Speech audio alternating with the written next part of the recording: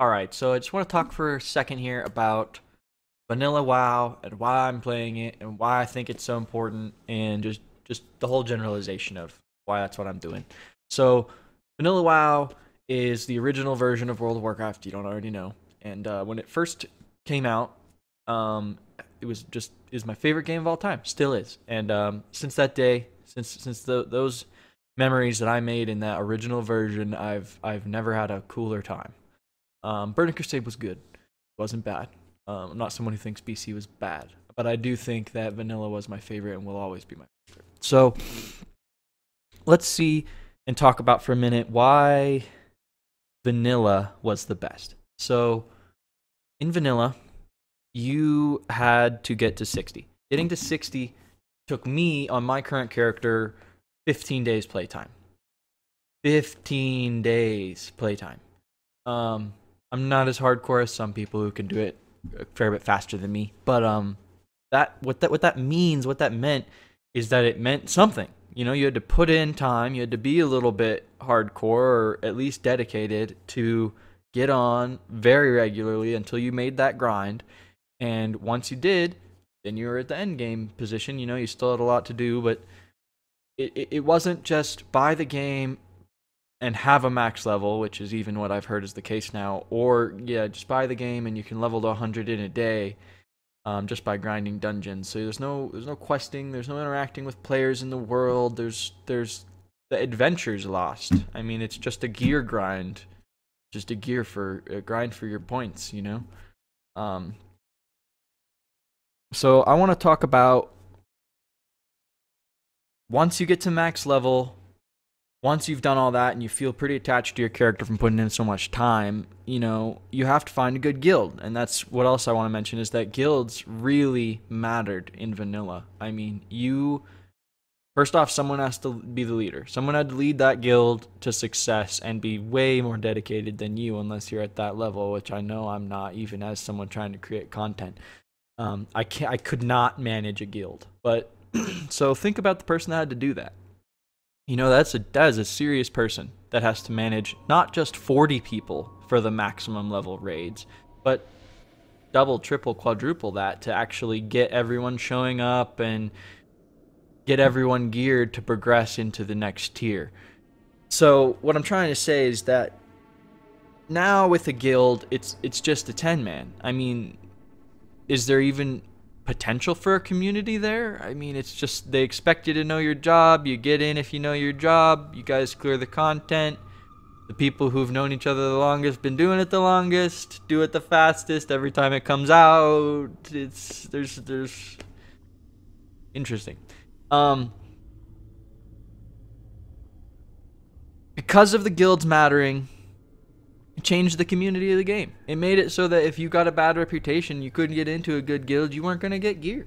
You know, if people didn't like you on a server, that was it. And that's the other thing I want to talk about is before cross-server, you know, you were stuck in a small community. I'm playing on a server now, Chronos WoW, highly suggest looking into it, with about 1,000 to 2,000 people, and that's not even that bad compared to Vanilla WoW's low pop servers or medium pop servers. I wouldn't say that's close to high pop, but yeah, I played on I think a medium pop server, and I remember running into a lot of the issues I run into now, where you build in a group, you can't find a tank or a healer, not forever, but it just takes time, and it just creates a different feel. You know, if I want to run a group, and which I have been all past couple weeks, you know, people are getting to know me. They see my name in trade chat, and it's a small group of people. There's only so many people leveling still. Most people are already progressed to the end of the tier.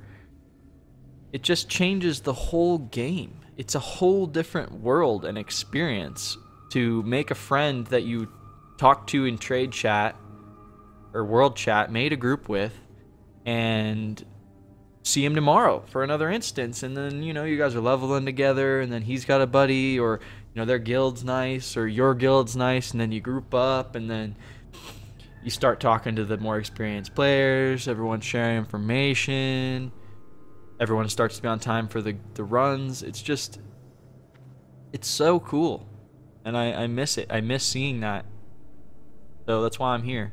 But Vanilla brought us Upper Blackrock Spire, Zolgrub, AQ 20 and 40, Molten Core, Blackwing Lair. So, Upper Blackrock Spire was your 10-man, and that would get you ready to go into the 20-mans, which again are pretty much dead, if I'm correct. And 20-mans were cool. They were fun. You know, it took a little more coordination. It just felt more monumental because of the coordination required, and just, again, it felt like it meant more instead of something that's casual and easily obtained for everyone, which has now lost its value. You have something that was hard that not everyone could obtain that was valuable, you know, which is one of the last things I want to touch on, which is when you did these raids with your big group and your good guild and you got gear, it meant something. You were stronger as a player versus other players. It wasn't, if you wanted to PvP, you didn't just queue Battlegrounds infinitely until the end of time, until you were just the best. I mean, there's still ways to do that in a sense. I mean, you can grind for the highest rank, and there is PvP gear, but it's not like the PvP gear in the expansions. The PvE gear, the raid gear in vanilla was and is better in a lot of ways for a lot of classes than the PvP gear, and would allow you, if you were a hardcore raider clearing the content, getting that gear to win most fights against other players. Which, I mean, again, to me, that was the end all be all. I love, sure, I want to kill the dragons, I want to kill the big bosses, but if I do that and then I'm now only just the best at doing that, and like if I want to duel someone, they're gonna crush me. I understand where it came from, because I was there and I heard the bitching and the complaining of the fans and the people saying it wasn't fair, or whatever drove Blizzard to say, let's separate these two things into different realms so that you can be good at one or the other or both. That was a mistake.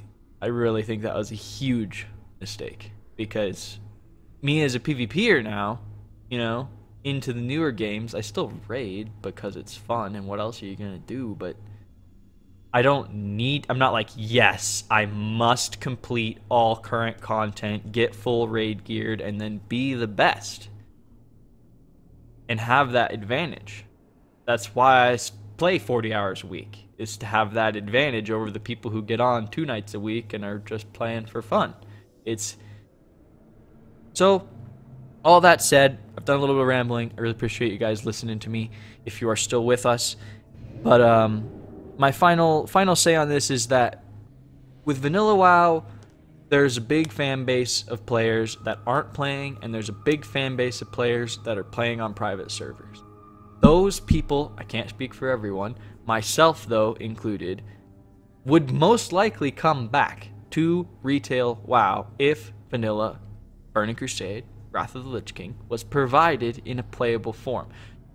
I've spent a lot of time thinking about this and said, okay, well, so if they drop a vanilla server on retail and everyone plays and a couple years go by, and we'll hit this gear wall where everyone's geared with Nax gear and the server will just become a BG server of fully geared players, and that won't be very fun for anybody. In a perfect world, maybe that would work, but I kind of imagine progression servers where you could follow maybe a form or some source of information based on to get to tell you the timeline of the server, and you could jump in. You know, like they could say, okay, these are the servers on vanilla, and I don't know how long vanilla was out. I don't have this timeline, but then, you know, they can give us a timeline and say in 2 years this is gonna get upgraded to BC.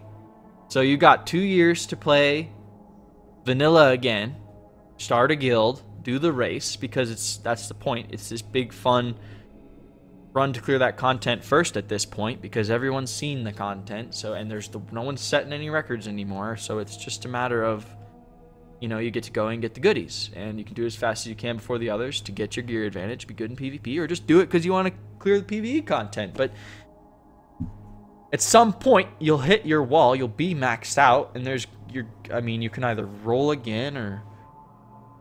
So there has to be a medium. I would love to hear in the comments anyone else's thoughts on this. If you think just straight vanilla server, who cares who gets to the end of the gear first and it stays that way forever, great. But I want to know your thoughts on this. I want to know if you guys think there's a better way for Blizzard to do it, or if that's just the way Blizzard should do it. But in general, I want it to be very clear that I want Blizzard to release its original content, its expansion packs, in a way the players can access it, because it's some of the best video game content in history, and it's on lockdown right now. And the biggest fans of World of Warcraft, I'm gonna guess, were the people who were there from the beginning and might still be playing now. God bless them. But you guys bring back that old content, you're gonna make money. You are losing money, you are losing fans over stubbornness, over a product or content that you've created that you could release in a way that we would eat up. We would eat it up. You just re-released StarCraft. You're gonna spend your time remastering StarCraft to you think that's gonna make you the big chunk of dough? Not the greatest MMO in history. Okay, alright, well, appreciate you guys. Thanks for watching. Hope to see you all again soon. This is King Gorks out.